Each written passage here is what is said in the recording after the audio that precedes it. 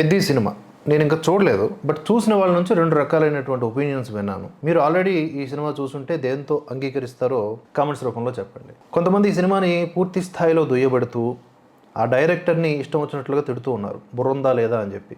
మరికొంతమంది మాత్రం ఈ సినిమా అద్భుతంగా ఉంది, రామ్ చరణ్ ఎప్పుడూ చేయనంతగా అంటే రంగస్థలానికి మించినటువంటి నటన కనబరిచాడు, కథ కోసం చాలా కష్టపడ్డాడు, ప్రతి ఫ్రేమ్లో అది కనిపిస్తూ ఉంటుంది. అట్ ది సేమ్ టైం ఈ స్టోరీ ఏమీ కొత్తది కాకపోయినా స్టోరీని మలిచే విధానం కూడా ప్రెడిక్టబుల్గా ఉన్న స్టూడెంట్స్ ఇలాంటి వాళ్ళు చూస్తే కనుక చాలా ఆదర్శంగా భావించే అవకాశం ఉంది ఆ పాత్రని.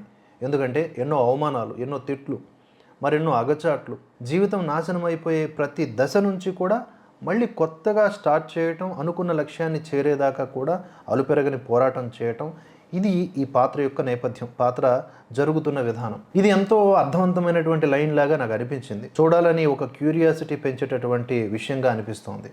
కనుక ఎందుకు చూడాలి అంటే, చిన్న చిన్న ఎగ్జామ్స్ ఫెయిల్ అయిపోయినా కూడా ఆత్మహత్యలు చేసుకుంటున్న విద్యార్థులు ఇలాంటి వాటిని చూసి ఆ హీరో అంటే ఆ పాత్ర ఏదైతే ఉందో వాడు పడుతున్నటువంటి కష్టాల స్థాయిని ఒకసారి మనం కూడా ఊహించుకొని మనం అదే ప్లేస్లో ఉంటే ఏమయ్యేవాళ్ళం, ఇంట్లో కూర్చొని మూలిగేవాళ్ళం, లేదా అది సమాజానికి చూపించలేక ఇంకేదో చేసుకునేవాళ్ళం. అలా కాకుండా నిలబడితేనే కదా మనం గెలవచ్చు అనే పాయింట్ ఏదైతే ఉందో అది చాలా క్యాచీగా ఉంది.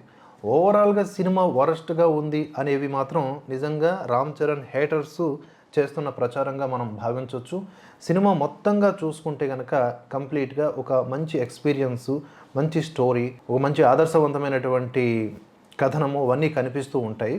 రామ్ చరణ్ ఓవరాల్ మూవీకి హైలైట్ అని చెప్పుకోవచ్చు. అంటే తన పాత్ర కోసం తాను కష్టపడే విధానం. ఇన్ రియల్ లైఫ్లో కూడా చూసుకోండి, అతను పెద్ద స్టార్, కానీ బిల్డప్ సన్నివేశాల కంటే కూడా ఆ పాత్రకి ఏం అవసరమో దానికి తగ్గట్లుగా ఒదిగి ఆయన నటించాడు అన్నట్లుగా తెలుస్తుంది.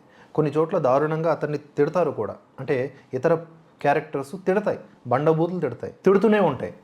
మాస్ హీరోలు వీళ్ళంతా కూడా గాల్లో ఎగిరేటటువంటి ఫైట్లకే ఇష్టపడతారు, కానీ ఈ విధంగా తమను తాము తిట్టించుకుని ఇమేజ్ డ్యామేజీ అయిపోతుంది, మినిమం 4 జీపులు లేవాలి, 10 మంది బాడీలు లేవాలి అనే ఆలోచనలో ఉన్న వాళ్ళకి రామ్ చరణ్ గారు ఒక మంచి లైన్నే ఇచ్చారు ఇప్పుడు.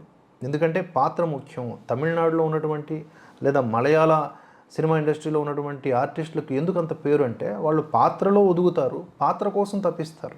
తెలుగునాట మాత్రం బిల్డప్ల కోసం తప్పిస్తారు. ఎందుకంటే రియల్ వేరు, రీల్ వేరు కదా. ఆ రీల్లో ఉన్నంతసేపు అయినా మీ పని మీరు చేయండి, మీ పాత్ర మాకు చూపించండి అని ప్రేక్షకులు కోరుకుంటారు తప్ప అక్కడ రామ్ చరణ్ ఎవరు చూడరు. ఈ సినిమాలో కూడా మనకి పెద్దయే కనిపిస్తాడు తప్ప రామ్ చరణ్ కనబడడు అనేది చాలామంది వాదన. ఓవరాల్గా సినిమా బాగుంది. ఇటువంటి కథలు అరుదుగా వస్తాయి కనుక ప్రతి ఒక్కరూ చూడాల్సిందిగా నా వైపు నుంచి చెబుతున్నా. నేను చూసిన తర్వాత మళ్ళీ రివ్యూ చెప్తా.